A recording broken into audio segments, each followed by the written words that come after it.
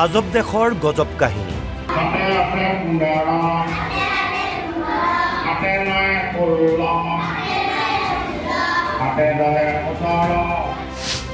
Sound বক্সে পঢ়ুৱাইছে ছাত্ৰ ছাত্ৰীক।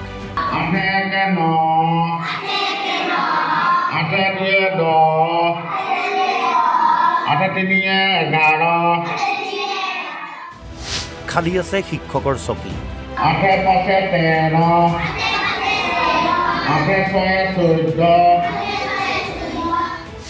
শিক্ষকৰ ৰূপত সাউণ্ড বক্সে শিকাইছে যোগ নেওতা।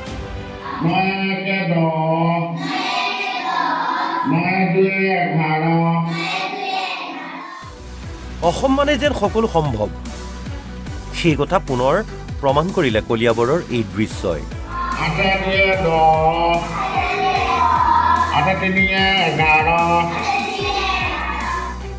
এইখন মাথৌখাট প্ৰাথমিক বিদ্যালয়। 1905 চনত অৰ্থাৎ ব্ৰিটিছৰ দিনতে স্থাপন কৰা হৈছিল বিদ্যালয়খন।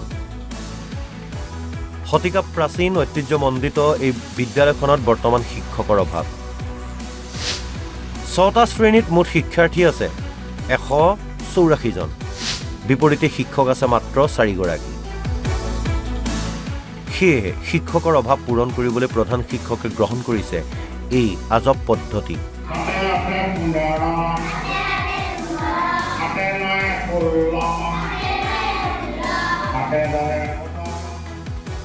মোবাইলত যোগ নেওতা বাণীবদ্ধ কৰি ব্লুটুথ ছাউণ্ড বক্সৰ জৰিয়তে পঢ়ুৱাইছে ছাত্ৰ ছাত্ৰীক। শিক্ষকৰ অভাৱৰ কাৰণেই হৈছে। আমাৰ খুব ডাঙৰ স্কুল আচলতে, ল'ৰা ছোৱালীও বেছি, আৰু সেই হিচাপে আমাৰ টিচাৰ কম, 4জন টিচাৰ, আৰু ক্লাছ হ'ল 6টা। গোটেই ক্লাছকেইটা সমানে চলাবলৈ অলপ অসুবিধা হয় কাৰণে আমি ছাউণ্ড বক্সৰ সহায় লৈ পঢ়াই আছোঁ।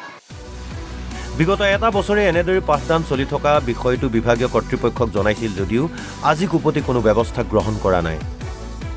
সেয়ে সংবাদ মাধ্যমৰ জৰিয়তে বিদ্যালয়খনত শিক্ষকৰ অভাৱ পূৰণ কৰাৰ আহ্বান প্ৰধান শিক্ষকৰ। আমি আজি এই অৱস্থাত আমি ধৰক এবছৰ আগৰ পৰাই আমি এই অৱস্থাৰে পাঠদান কাৰ্য চলাই যাবলগীয়া হৈছে। আমি বিভাগীয় কৰ্তৃপক্ষক কেইবাবাৰো গৈ জনাইছোঁ, আমি অনুৰোধো কৰিছোঁ আমাক বিদ্যালয়ত শিক্ষকৰ প্ৰয়োজন। আমাৰ 184 জন ছাত্ৰ ছাত্ৰী সৰ্বমুঠ, আৰু সেই অনুপাতে আমাৰ অন্ততঃ 6জন শিক্ষক আমাৰ লাগিছিল, প্ৰয়োজন আছিলে। কিন্তু আমি 4জনে যেতিয়া পাঠদান কৰিবলৈ যাওঁ এইখন বিদ্যালয়ত, আমি 4টা শ্ৰেণী যদি 4জনে পাঠদান কৰি থাকোঁ, 2টা শ্ৰেণী ৰৈ যায়। 6টা শ্ৰেণীৰ 2টা শ্ৰেণী ৰৈ যায়। গতিকে আমি এই আপোনালোকৰ চেনেলৰ যোগেদি আকৌ এবাৰ আমাৰ বিভাগীয় কৰ্তৃপক্ষ আৰু লগতে আমাৰ মাননীয় শিক্ষামন্ত্ৰী মহোদয়কো অনুৰোধ জনাইছোঁ যে আমাৰ এই পিছপৰা জনজাতীয় অঞ্চলৰ এই ইমান 184 জন ছাত্ৰ ছাত্ৰী মানে থকা বিদ্যালয় এখনত আমি 4জন শিক্ষকে পাঠদান কৰিবলগীয়া হ'লে আমাৰ বিদ্যালয়খনৰ শৈক্ষিক উন্নতি কিমান দিশত আগবাঢ়িব। গতিকে আপোনালোকৰ আগত মই পুনৰবাৰ কাটৰ অনুৰোধ জনাইছোঁ, আমাক অতি শীঘ্ৰে যাতে বিদ্যালয়খনৰ শিক্ষকৰ অভাৱ পূৰণ কৰি দিয়ে। কলিয়াবৰৰ পৰা বিকাশ জ্যোতি বৰুৱাৰ ৰিপৰ্ট, অসম লাইভ 24।